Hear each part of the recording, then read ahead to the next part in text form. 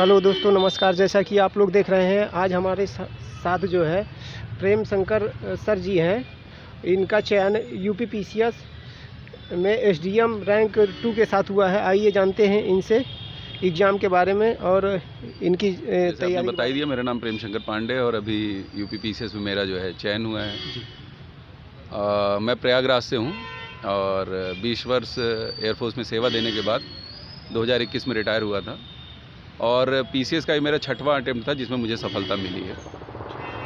और वर्तमान में अभी मैं समीक्षा अधिकारी के पद पर यूपी सचिवालय में कार्यरत हूँ। 2001 से लेकर 2021 तक मैं 20 वर्ष एयरफोर्स में सेवा दिया। और आपका सर एजुकेशन बैकग्राउंड कैसा क्या किए?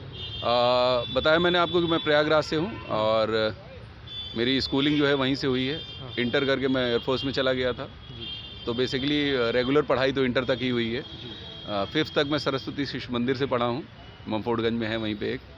और 6th से लेकर के 12th तक मैं जीआईसी प्रयागराज में पढ़ा हूँ। और इसके बाद जो ग्रेजुएशन और पोस्ट ग्रेजुएशन है वो कानपुर यूनिवर्सिटी से प्राइवेट स्टूडेंट के रूप में किया है मैंने। और सर अपने फैमिली बैकग्राउंड के बारे में बताएं कैसे? मेरा परिवार प्रयागराज में ही रहता है, माताजी पिताजी और हम 4 भाई हैं। पिताजी हमारे बस कंडक्टर थे जो कि 2010 में रिटायर हो गए थे। तो बस परिवार में है और मैं शादीशुदा हूँ। 2012 में शादी हो गई थी, एक बिटिया है 9 साल की। हम सब यहीं लखनऊ में रहते हैं अभी।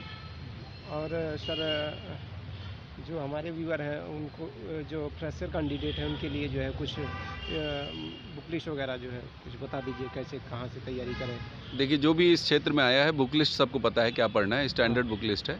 बस मैं इतना ही कहूँगा कि अपने लक्ष्य को डिसाइड कर लिया है आपने अगर तो, और रिसोर्सेज आपने प्राप्त कर लिए हैं तो उसको मल्टीपल टाइम रिवीजन कीजिए। आप रिवीजन कीजिए और प्रैक्टिस कीजिए। जो आपसे प्रीवियस ईयर में क्वेश्चन पूछे गए हैं प्री में, मेंस में, उनको ध्यान में रखते हुए अपनी तैयारी कीजिए हमेशा। और हर टॉपिक पे, कोई भी टॉपिक है उस पर अपनी एक समझ बनाइए, उसको चिंतन कीजिए।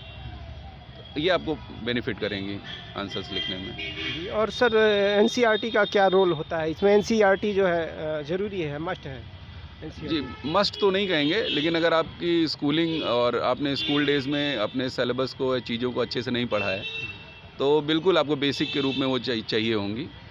लेकिन मैंने एनसीईआरटी नहीं पढ़ी है। और बात करें सर, जो आपका जो इंटरव्यू हुआ था सर, उसमें क्या कैसे कुछ क्वेश्चन पूछे गए थे? कोई क्वेश्चन? ये इंटरव्यू इस बार का बहुत बढ़िया था। 20-22 मिनट चला था मेरा। प्रोफेसर राम प्यारे जी के बोर्ड में था और पूरा का पूरा इंटरव्यू बिल्कुल जैसे ये 2 लोग बैठ करके बातें करते हैं ऐसे ही चला था। बहुत बढ़िया माहौल था। एक बार भी सॉरी कहने की ज़रूरत नहीं पड़ी और ओपिनियन बेस्ड था।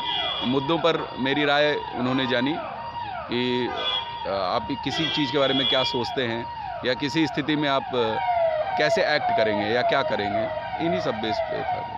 और मेंस आंसर राइटिंग के बारे में कुछ जो है बताइए, कैसे क्या किया जाए जो है आंसर राइटिंग में जो सुधार हो?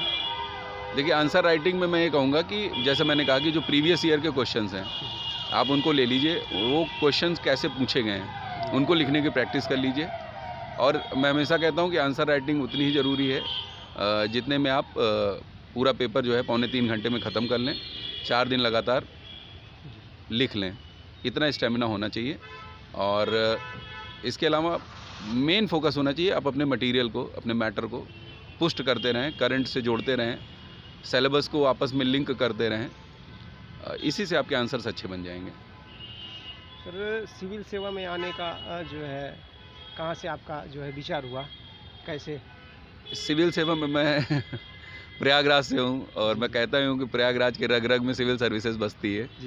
तो बस वही है, इंटर में थे, घर की स्थितियाँ ऐसी थी कि एयरफोर्स में जाना पड़ा। लेकिन ये कहीं ना कहीं तो एक कीड़ा था ही। जब पोस्ट ग्रेजुएशन हो गया, बीए में ख़त्म हो गया, तो फिर वो कीड़ा जग गया, तब से जुट गए और तब तक लगे रहे जब तक वो कीड़ा शांत नहीं हुआ। तो सर अभी हाल ही में 2024 का पीसीएस का प्री आने वाला है, तो उसके लिए कुछ स्ट्रेटेजी बता दीजिए, कैसे क्या करें बच्चे? जी, सबकी अपनी अपनी स्ट्रेटजी होती है। बस यही कहूँगा कि आप रिवाइज़ कीजिए, चीज़ों को रिवीजन कीजिए और एग्ज़ाम हॉल में नेगेटिव मार्किंग को ध्यान में रखते हुए गलतियाँ कम से कम कीजिए जो चीज़ें आपको ना आती हों उनको एक्सेप्ट कीजिए कि मुझे नहीं आती है, और उनको छेड़िए भी मत, है ना। अगर आप निगेटिव मार्किंग से बच जाते हैं, अगर आप गलतियां कम करते हैं, तो निश्चित रूप से आपको जितना आता है, आपने जितना पढ़ा है उस पर भरोसा रखिए, आप प्री क्वालिफाई कर जाएंगे।